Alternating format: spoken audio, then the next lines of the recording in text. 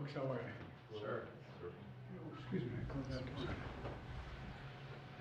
Well, good afternoon. I'm heading off to East Palestine in a moment, but I wanted to say a few things this morning about Alexei Navalny.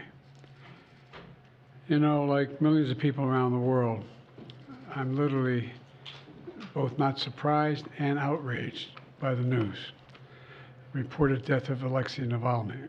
He bravely stood up to the corruption, the violence, and all the bad things that the Putin government was doing.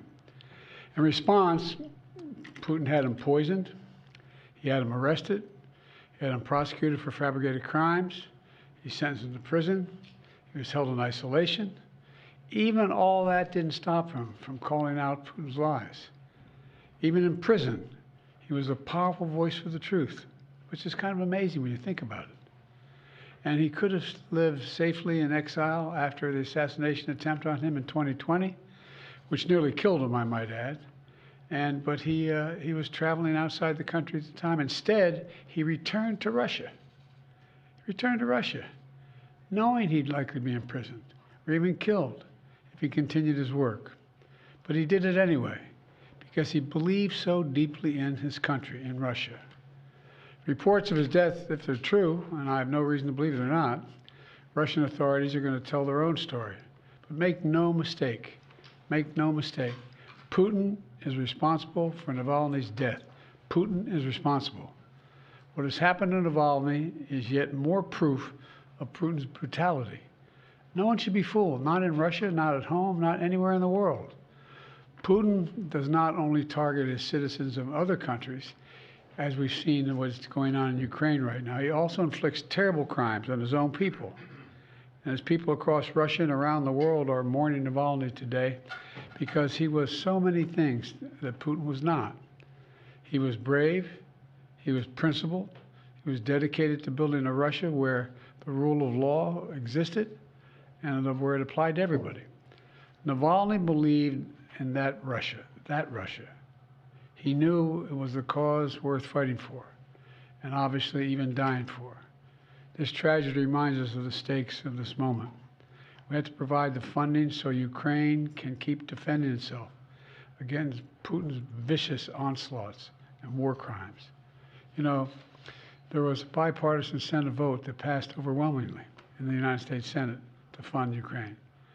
Now, as I've said before, and I mean this in a literal sense, history is watching. History is watching the House of Representatives. The failure to support Ukraine at this critical moment will never be forgotten. It's going to go down in the pages of history. It really is. It's consequential. And the clock is ticking. And this has to happen. We have to help now. You know, we have to realize what we're dealing with Putin. All of us should reject the dangerous statements made by the previous president that invited Russia to invade our NATO allies if they weren't paying up. He said if an ally did not pay their dues, he'd encourage Russia to, quote, do whatever the hell they want.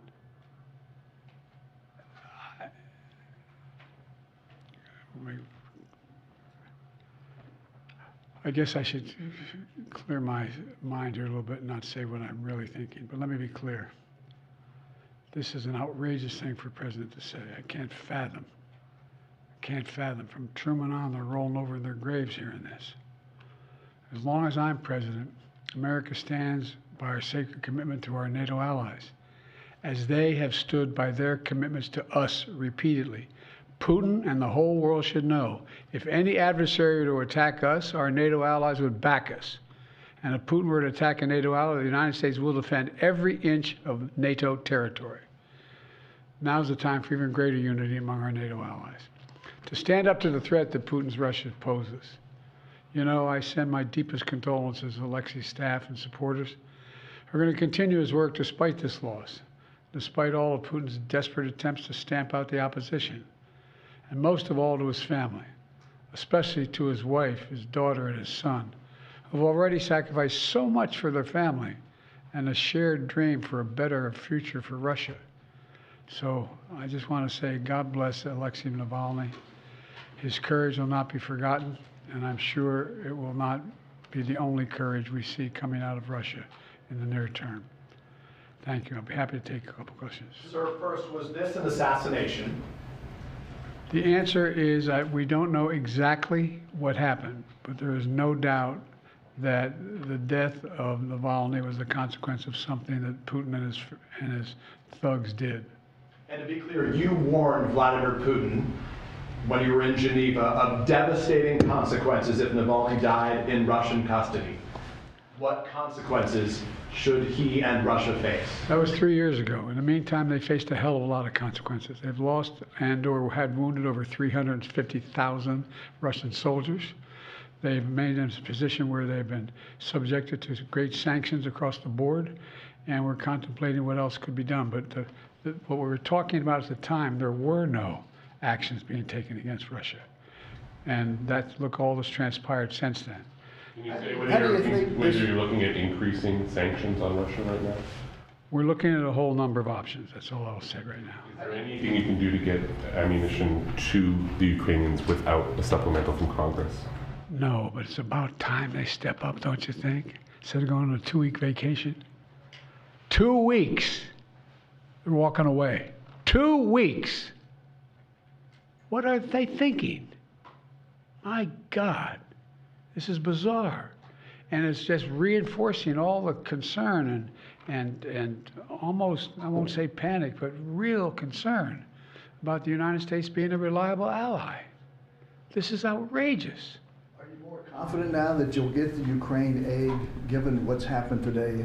Well, I hope to God it helps. But I mean, the idea we need anything more to get the Ukraine aid. I mean, this is in light of a former president's statement that saying Russia, if they haven't paid their dues to us, go get them. Come on, what are these guys doing? What are they doing?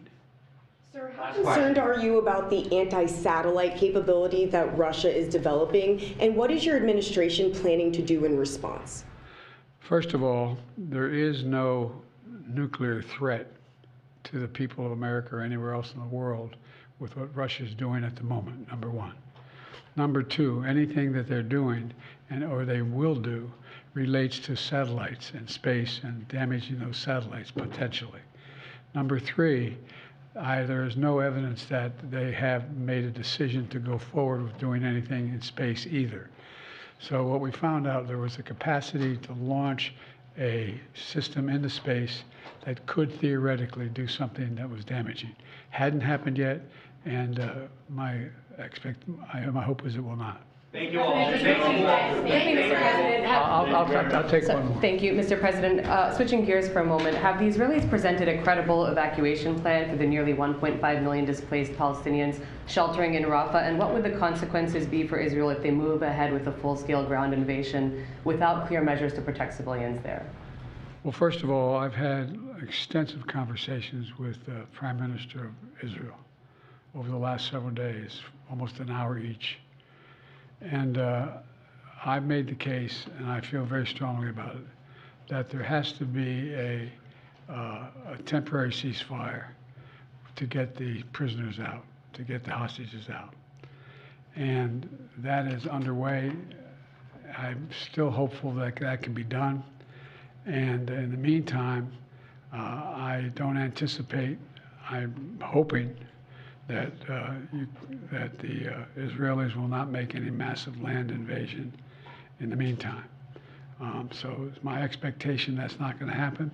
There has to be a ceasefire temporarily to get those hostages. By the way, we're in a situation where there are American hostages. American citizens are being held hostage. It's not just Israelis, it's American hostages as well. And, my hope and expectation is that we'll get this hostage deal, we'll bring the Americans home, and the deal is being negotiated now, and we're going to see where it takes us. An FBI informant at the center of the impeachment inquiry into you has been indicted for allegedly lying. Your reaction to that, and should the inquiry be dropped? He is lying, and it should be dropped, and it's just been It's been an outrageous effort from the beginning. And We did. No, I'm serious. Not running for Berkeley. And reacting to Joe Manchin. See you in Ohio.